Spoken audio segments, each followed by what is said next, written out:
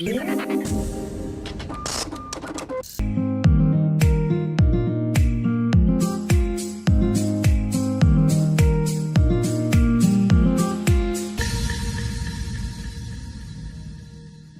próximo 29 de octubre se realizarán elecciones territoriales en Colombia. En emisiones pasadas se habló que Valledupar tiene como temas centrales al componente social, la transición energética y el ambiente. Para el municipio de La Paz son el empleo, seguridad y ordenamiento territorial. Hoy traemos a Agustín Codazzi del área metropolitana de Valledupar. La pobreza es hoy por hoy el gran fracaso del departamento del Cesar, porque cuando uno mira los indicadores de pobreza a nivel nacional, uno puede darse cuenta por los datos que mientras la pobreza en el resto del país, en el resto de regiones del departamento, va cediendo terreno. Contrario a eso, en el departamento del Cesar está ocurriendo exactamente lo opuesto. Y esto se debe sin duda a factores como la falta de transparencia en la ejecución de los recursos, que se invierten los recursos en áreas o sectores no prioritarios. Y esto se debe sin duda también a la ausencia de políticas públicas efectivas que logren estimular sectores como el sector productivo, hablo específicamente del sector agropecuario. Hemos perdido una década importante en la lucha contra la pobreza. Quiero decir que cuando hablamos de pobreza y cómo la medimos, en Colombia tenemos dos, digamos, factores de medición. Y uno es la medición de la pobreza, es decir, la pobreza monetaria, el índice de pobreza monetaria, y está la pobreza multidimensional, que es la pobreza medida por acceso a bienes públicos. En ambos indicadores nosotros tenemos los peores resultados en la última década.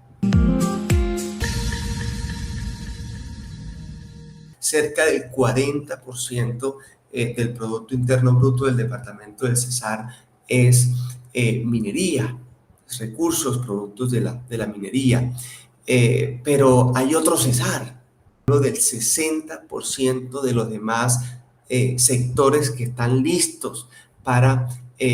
ser productivos, para ser competitivos, para ser atendidos desde la política pública que permita desarrollar proyectos, programas que diversifiquen la canasta productiva del departamento del Cesar. Lo que quiere esto decir es que cada municipio, en particular los municipios del corredor minero, en particular y más específicamente municipios como Codazzi, municipios como las Aguas de Virico, deben mirar hacia adentro y ver cuáles son las vocaciones productivas del territorio. Es decir, qué otros sectores distintos a la minería en el futuro pueden generarme al interior de mi municipio el jalonamiento de sectores, el jalonamiento de la economía, el incentivo del consumo. Entonces, sin duda alguna, la diversificación productiva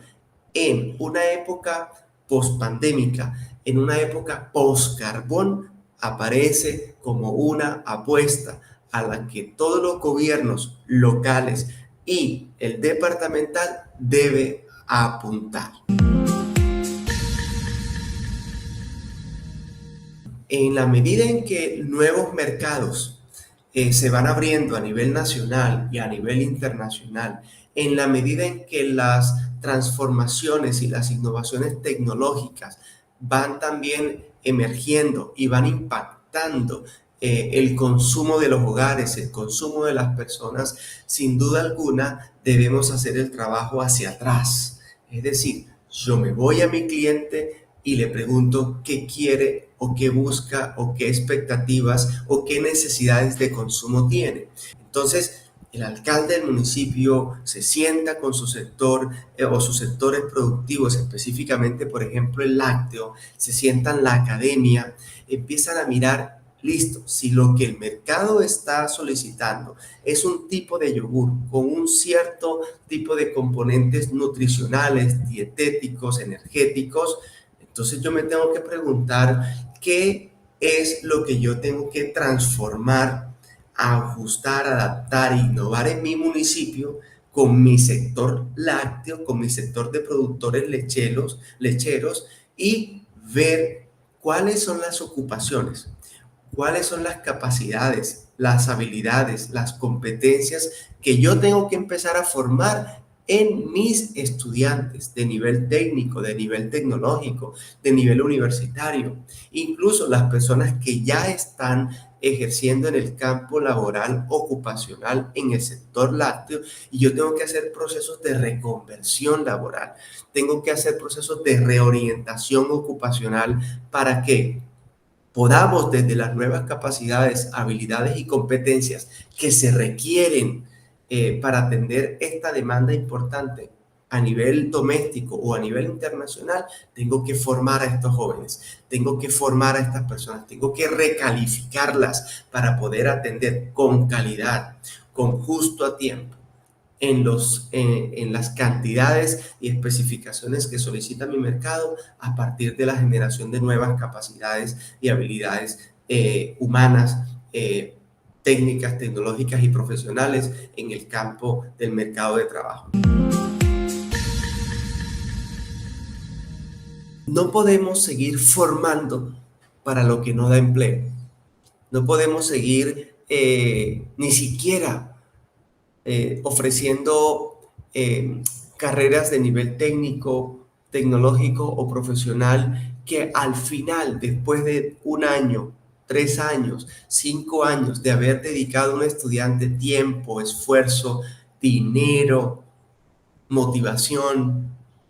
no podemos generarle la frustración de que al término de esta formación va a demorarse 3, 4, 5 años para encontrar un empleo que al final le va a generar un ingreso que incluso apenas llega al mínimo. ¿Eso qué quiere decir? Que desde ya tenemos que sentarnos. Los jefes de núcleo, tienen que sentarse los secretarios de educación, tienen que sentarse los profesores, tienen que sentarse las universidades, el sector productivo e indicar, listo, si estamos hablando del sector lácteo y es un sector que tiene un franco crecimiento, una demanda importante de agregados derivados del sector lácteo, y entonces frente a estas demandas nuevas de productos y servicios de este sector o del sector agroindustrial, por ejemplo, y cuando tengo identificados cuáles son los sectores promisorios, cuáles son los sectores que van a generar una dinámica de empleo, de ocupación, de trabajo, de desarrollo económico para el municipio, entonces la pregunta que sigue es, ¿cuáles son las profesiones, cuáles son los oficios y los trabajos que va a demandar ese sector promisorio? Y me sigo devolviendo. Si ya yo sé que lo que necesito es un operador específico de un tipo de máquina o un tipo de equipo de empacado en vacío, si ya sé que esos son los oficios o los trabajos que va a demandar ese sector previamente identificado como promisorio, entonces me devuelvo una vez más un paso hacia atrás y empiezo a decirle a las universidades, a los centros de estudios de formación técnica y tecnológica, de educación para el trabajo, y les voy a decir, mire, estos son los trabajos que va a demandar ese sector promisorio, estas son las ocupaciones, necesito que me forme a estas personas, hombres, jóvenes y mujeres, que se ocupen en estas labores. Entonces es donde el sector educativo se sienta y define cuáles son las competencias, cuáles son las habilidades, cuáles son las habilidades que debe formar en ese operador que va a ser contratado sin duda por ese sector. Entonces ya la oferta formativa que surja, que se ofrezca desde los centros de estudios, va a ser pertinente. Cuando hablamos de la calidad, obviamente hablamos de varios factores. La infraestructura en las instituciones educativas debe ser una apuesta importante. Debemos tener laboratorios de ciencias, debemos tener laboratorios de informática, debemos tener laboratorios financieros, debemos tener laboratorios para el desarrollo de habilidades digitales en los jóvenes. Cuando hablamos de calidad, también hablamos de calidad docente. ¿Sí? Hablamos de que debo actualizar las competencias y las habilidades de nuestros docentes que están en los municipios para que puedan responder a esas nuevas formas de educar a un joven que cambió absolutamente su modo de entrada en los procesos de enseñanza y aprendizaje. Y cuando hablamos de calidad, también hablamos de los currículos. En fin, es un binomio perfecto. Educación pertinente y de calidad va a permitir que los procesos de reconversión laboral le apunten a fortalecer un sector promisorio que va a generar dinámica económica y productiva a estos municipios en una etapa post-carbón y desde luego en unos procesos o más bien en unas transformaciones tecnológicas que a todas luces no van a parar y que van a demandar de estos sectores dinámicas productivas diferentes y alineadas a las nuevas demandas del consumo nacional e internacional.